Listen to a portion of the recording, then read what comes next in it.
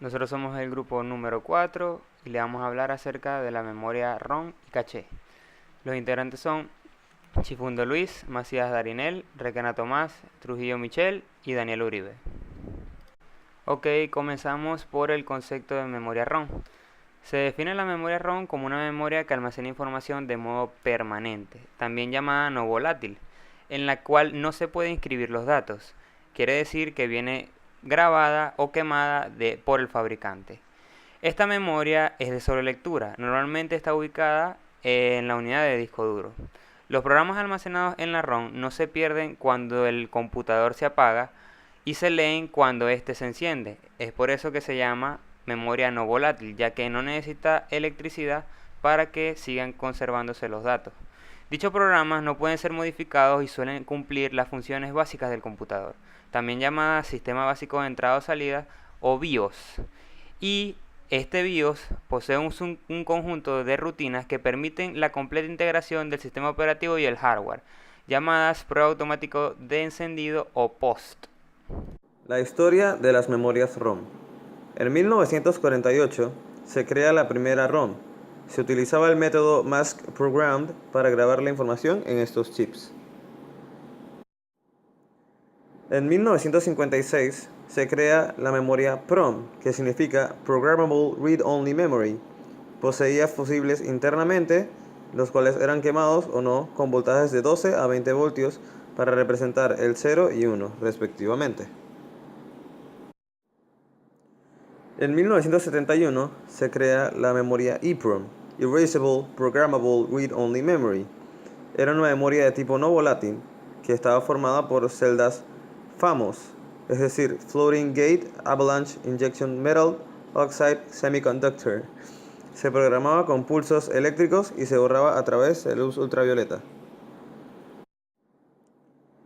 En 1978 se inventa la memoria EEPROM, Electrically Erasable Programmable Read-Only Memory. Era una memoria de tipo no volátil, programada y borrada a través de pulsos eléctricos, lo que permitía reducir el tiempo de programado y borrado. En 1980 se crea la EEPROM Flash, creada por la empresa Toshiba. El método de borrado y programado es a través del efecto tunneling de pulsos eléctricos. En 1988, Intel desarrolla la memoria flash tipo NOR, que contenía una arquitectura de transistores en paralelo y que tenía como ventaja principal el poder ejecutar el código directamente. Una de las desventajas de esta memoria era la capacidad pequeña. Y en 1989, Toshiba desarrolla las memorias flash de tipo NAND. Estas almacenan los datos en una matriz de celdas de memoria mediante transistores de puerta flotante. La ventaja principal de estas es que pueden llegar a tener grandes cantidades de almacenamiento, y una de las ventajas que poseen es no poder ejecutar el código directo como lo hacen las NOR. La memoria PROM, como su nombre, sus siglas en inglés significan Programmable Read Only Memory. En castellano, ROM programable de solo lectura. Cada bit de esta memoria depende de un fusible. Puede ser quemado solamente una vez. O sea, la memoria PROM solamente podían ser programadas una sola vez. Las memorias EEPROM eran chips no volátiles. Podían ser programadas por medio de un dispositivo electrónico. Esta memoria podría ser borrada si se le exponía a las luces ultravioletas. Una vez que se programaba la EEPROM se volvía no volátil, es decir, que los datos se almacenaban de forma indefinida. Se utilizan actualmente, pero tienen la desventaja como el proceso de borrado es total, o sea que no se le puede borrar solamente algunos elementos. Si se borra, se obtiene que borrar toda la memoria. La EEPROM era memoria que podían ser borradas de forma eléctricamente y no por rayos ultravioletas, como las EEPROM. Su ventaja es que son más fáciles y veloces de programar y su desventaja son sus costos comparados con las memorias PROM y las memorias EEPROM. La velocidad de lectura entre la RAM y la ROM ha ido variando con el tiempo. Las memorias RAM son más rápidas que la mayoría de las ROM, razón por la cual el contenido ROM se suele traspasar a la RAM. Con respecto al presente de las memorias ROM, tenemos que actualmente los sistemas operativos en general ya no van en ROM. Las actuales PDAs, tabletas, teléfonos inteligentes, se refieren a lo que es su sistema operativo como ROM, pero en realidad, excepto los primeros equipos, es parte de la memoria flash que se deja reservada por dicho sistema para que el usuario no pueda acceder a ella, excepto en procesos especiales de actualización. El concepto de caché. La memoria caché es un buffer que permite transferir los datos entre unidades funcionales con características de distinta transferencia. Es similar a la memoria RAM, donde residen programas y datos sobre la que se pueden efectuar operaciones de lectura y escritura. Es usada por el microprocesador para reducir el tiempo de acceso a datos ubicados en la memoria principal que se utilizan con más frecuencia. Un buffer es un espacio de la memoria en un disco o en un instrumento digital reservado para el almacenamiento temporal de información digital, mientras que está esperando ser procesada. Continuando con la exposición, vamos a remontarnos un poco al pasado e indaguemos acerca de la historia de las memorias caché. La primera pregunta sería, ¿quién creen ustedes que fue la encargada de crear esta memoria caché? Obviamente con la finalidad de aumentar la velocidad de procesamiento de datos de una computadora, pues no es nada más y nada menos que Intel, la compañía famosa por los procesadores y microprocesadores. Entonces, podemos decir que se usó por primera vez en las computadoras Intel 80386 en 1986. Aunque la propia PC no tenía una memoria caché interna, su circuito de soporte o chipset tenía un controlador de memoria caché. Por lo tanto, la caché era externa a la CPU en aquellos tiempos y por lo tanto era opcional. Es decir, el fabricante de la placa base podía añadirlo o no. La cantidad de memoria caché disponible varió dependiendo del modelo de la placa base y los valores típicos para ese momento eran de 64 KB y 128 KB. En aquellos tiempos, el controlador de memoria caché utilizaba una arquitectura conocida como write-through, donde para operaciones de escritura, es decir, cuando la CPU quería almacenar datos en memoria, el controlador de memoria caché actualizaba la memoria RAM inmediatamente. Con el procesador 486DX de la Intel 80486 en 1989, la compañía añadió una pequeña cantidad, 8 KB de memoria caché dentro de la CPU. Este caché de memoria interna la llamaron L1 de nivel 1 o interno, mientras que la caché de memoria externa, que todavía estaba presente, la llamaron L2, el nivel 2 o externo. La cantidad y la existencia de la caché de memoria externa dependían del modelo de la placa base, como antes mencionamos, y la cantidad típica para ese tiempo era de 128 a 256 KB.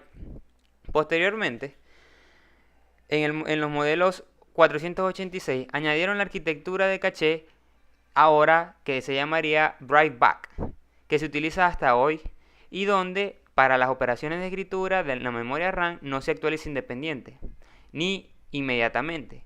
La CPU almacena los datos en la memoria caché y el controlador de memoria actualiza la memoria RAM solo cuando se produce un error en caché.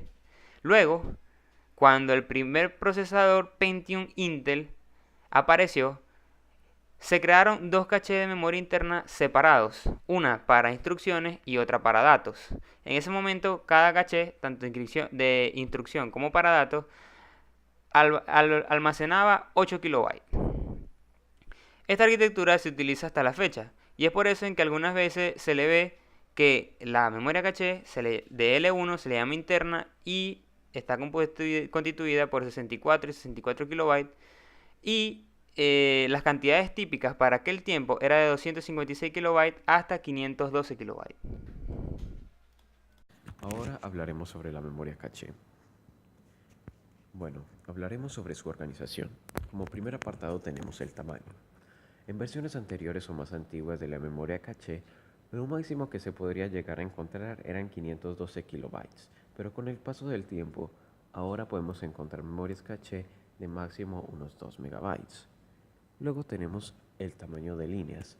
En el tamaño de líneas, cada vez ha ido aumentando paulatinamente, como lo ha hecho también su memoria, su tamaño, pero las líneas lo que hacen es que son como pequeñas cápsulas en las cuales se guarda información que luego es utilizada por el microprocesador. Luego tenemos el número de caché, en las cuales tenemos L1, L2 y L3, que vendrían siendo los niveles de caché. Estaremos ahondando de esto un poco más adelante. Aparte de esto, tenemos ¿qué es la caché de instrucciones? La caché de instrucciones es aquella en la que se guardan instrucciones que el microprocesador utilizaría posteriormente para no tener que rehacer todos los cálculos y hacer que las aplicaciones se ejecuten más rápidamente. Muy similar a lo que es la caché de datos. La caché de datos lo que hace es que guarda datos en específico, como lo pueden ser archivos, que igualmente se pueden utilizar posteriormente. Ahora hablemos un poco sobre los niveles de caché. Primero tenemos L1.